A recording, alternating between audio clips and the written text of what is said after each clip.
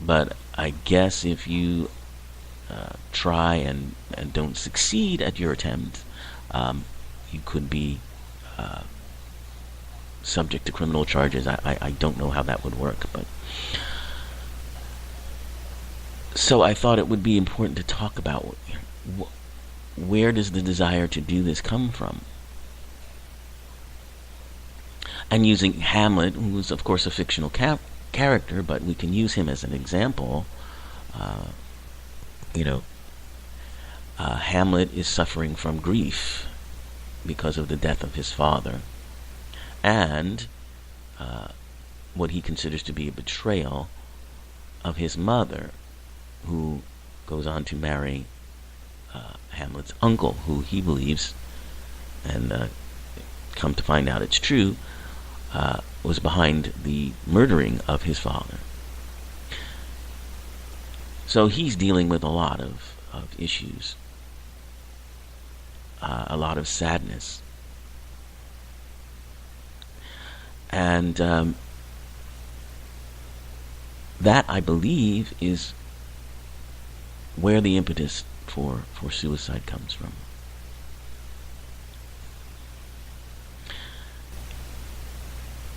And there's a lot of judgmental thinking about suicide. Certainly, some religions say that it is a sin to do that. Others just say it's terribly tragic and unfortunate and a waste.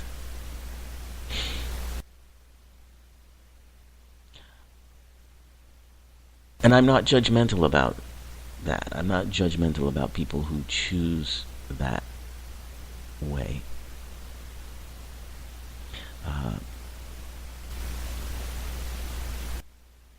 I don't think it's a choice you can close off to people.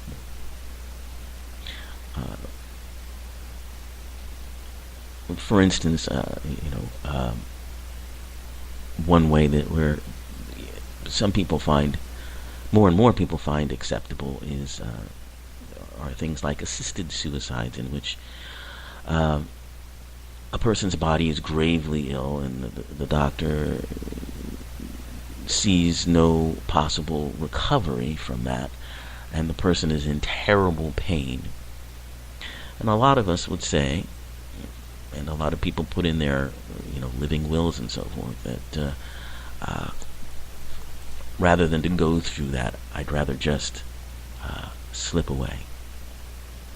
And there's been, of course, a lot of controversy over such assisted suicides, but they are gaining more and more respect, I think, as time goes on.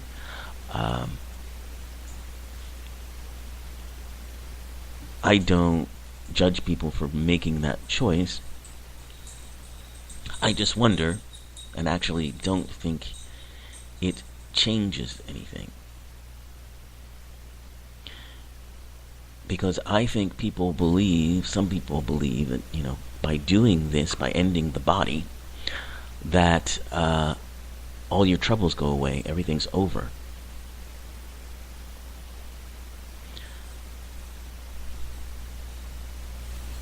And I would say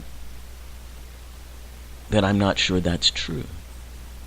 In fact, I'm not sure much will go away in just removing your body. Because there is no such thing as death. Not in reality. In illusion there is. In the illusions we create there is. So if we go from the perspective or the point of view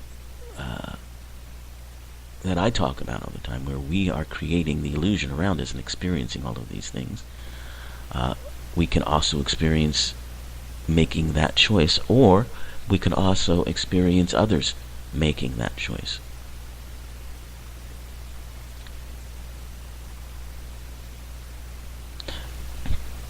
And while we may have many feelings of sadness and disappointment, perhaps, or in some cases even anger, at the person who took themselves away.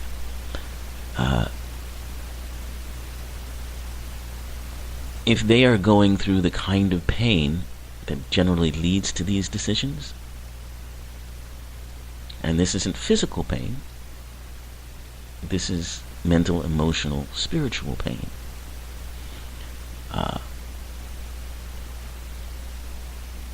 I don't know that they have any less right to make that choice than a person who is going through an intense physical pain that won't go away, and an illness that is, destined to take their life anyway. So I don't judge anyone for making those choices.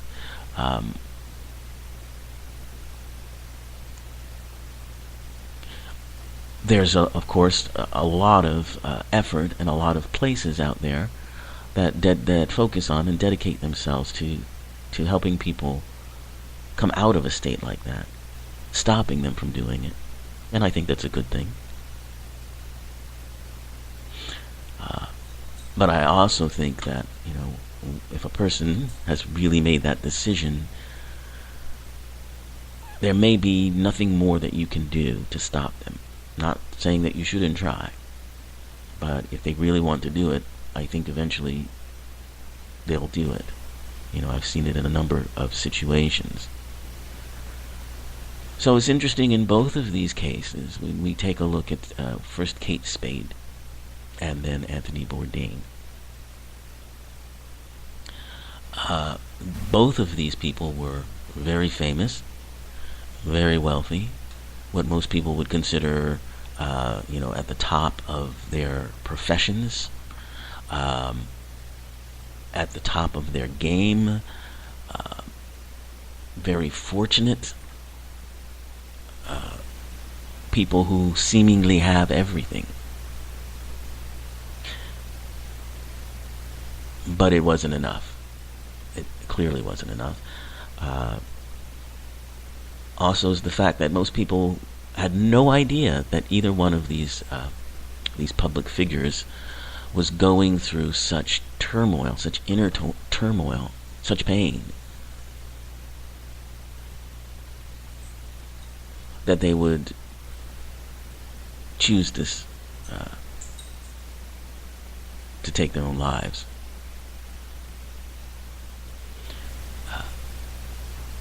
People who have this deep well of sadness often create masks and personas. And if you are in a business like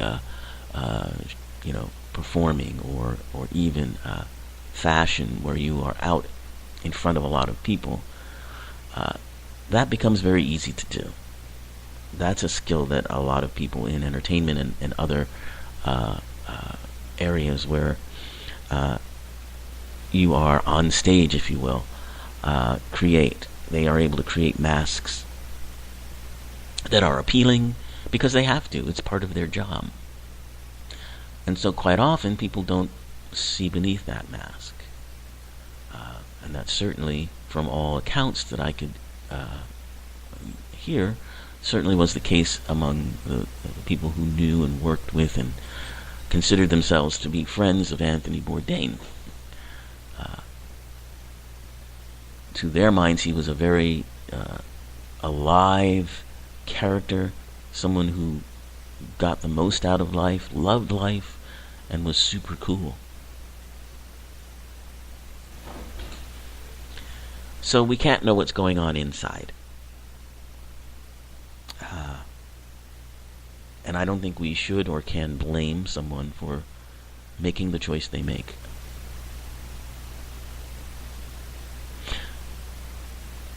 But it's good to understand where it comes from. It comes from deep, deep sadness. That's what I believe. So I want to also talk about this report from the Center of Disease Control and Prevention. As I mentioned, suicide seems to be on the increase since 1999 in all but one state, with over half of the states seeing an increase of 30% or more. So here's the thing. Now, most people, and this is something that surprised me because what I had learned was that suicide and suicidal behavior were part and parcel of mental health conditions, were mental illness. Things like depression lead people to, have suicidal thoughts. That's what I always thought. But this report has shown me something else. This report states that over 54% of those suicides that have happened since 1999, those people, 54% of them had no reported mental health condition. Now, granted, no reported mental health condition. That doesn't mean they didn't have one. It just means they never went or sought treatment for it or got diagnosed. So that's something to consider too.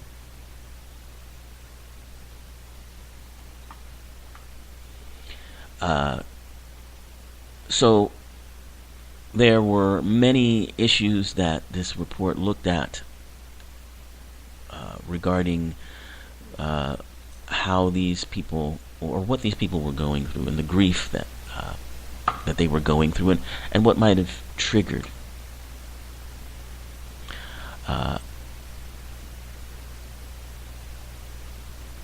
those issues.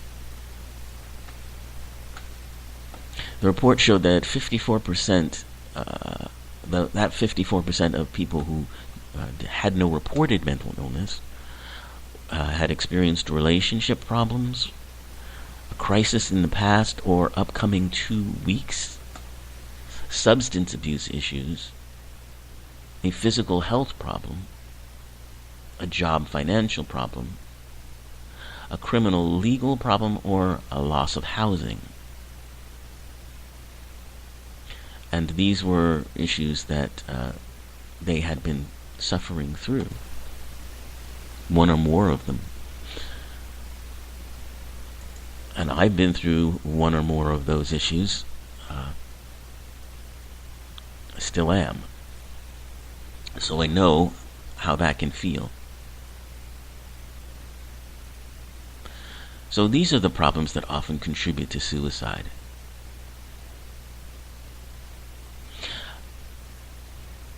And so it's important to have an understanding of that,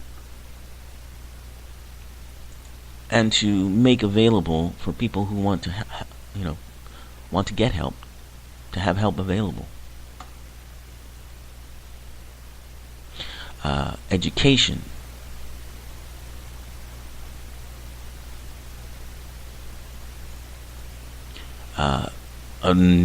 Perhaps other ways of helping people by helping ease unemployment and housing stress. Support for people who are perhaps going through those things. Better support in the communities to help people who are having difficulty, with housing situations. Online services where people can get help.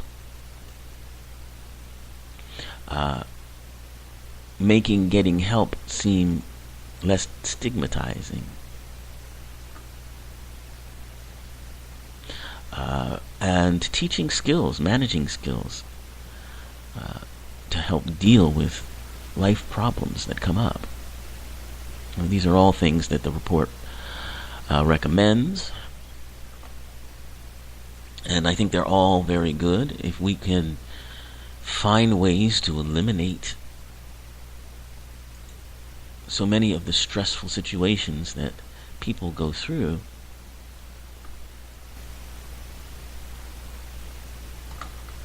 then we may be able to help people who are experiencing these things deal with them in a different way, look at them from a different way.